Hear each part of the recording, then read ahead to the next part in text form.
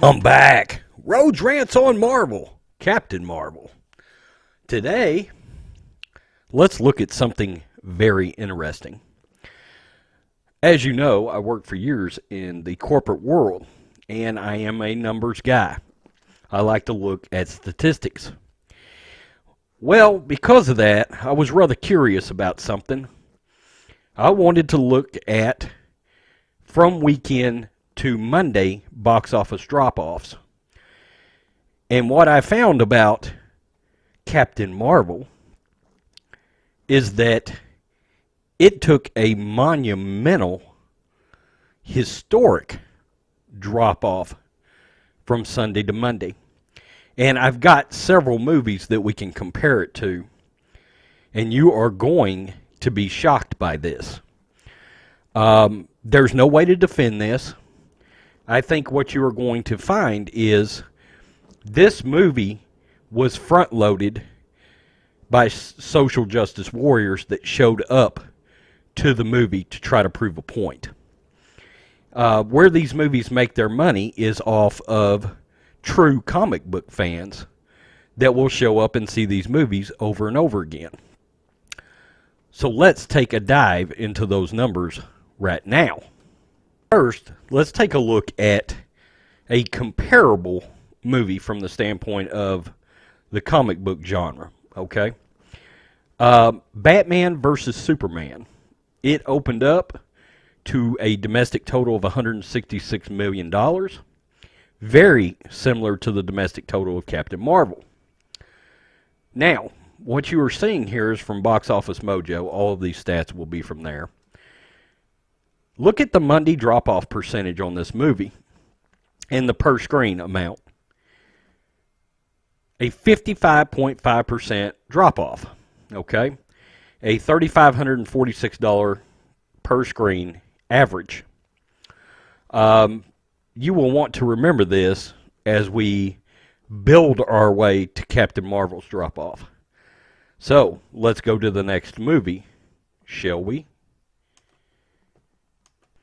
The next movie we're going to take a look at is Aquaman.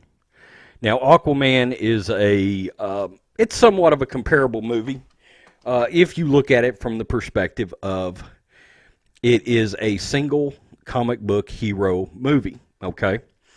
And Aquaman, while he is a main character, he is not what I would say is an A-list DC character. He's more of a B character, okay? He's not a Wonder Woman. He's not a Batman. He's not a Superman, okay? The Monday drop-off on Aquaman from its previous weekend was only 42.3%. That's actually pretty good. The per-screen average was $2,631. Now, again, remember these figures. Let's go to the next film. Our next movie we're going to take a look at is The Last Jedi. Star Wars The Last Jedi. Much like Captain Marvel, it's a controversial movie, okay? People tend to either love it or hate it, right? And it has some pretty poor Rotten Tomato scores, okay? The audience, essentially 55% of the audience hates The Last Jedi, okay? What I will show you is The Last Jedi had a Monday drop-off of 58%. It still held a over $5,000 per-screen average, okay? And I can guarantee you that Star Wars fans and Marvel fans and DC fans are generally the same fans. I can tell you from the demographics of my subscribers. So, keep that number in mind as we go forward. What we're going to take a look at is Solo, a Star Wars story, okay? For full disclosure, I enjoyed Solo. I didn't love it. I didn't hate it. I enjoyed it, but it is very much a middle-of-the-road Star Wars movie, okay? It would have been something that would have been great for Disney's streaming service, really and truly. Now, Solo, a Star Wars story, had a Monday drop-off of only 23.9%. Okay? It made $18 million, almost $18.5 million, and had a per-screen average of $4,245. This is Solo, a Star Wars story, something that is considered a box office bomb of monumental proportions. Let's go to Captain Marvel, shall we? Now we're looking at Captain Marvel.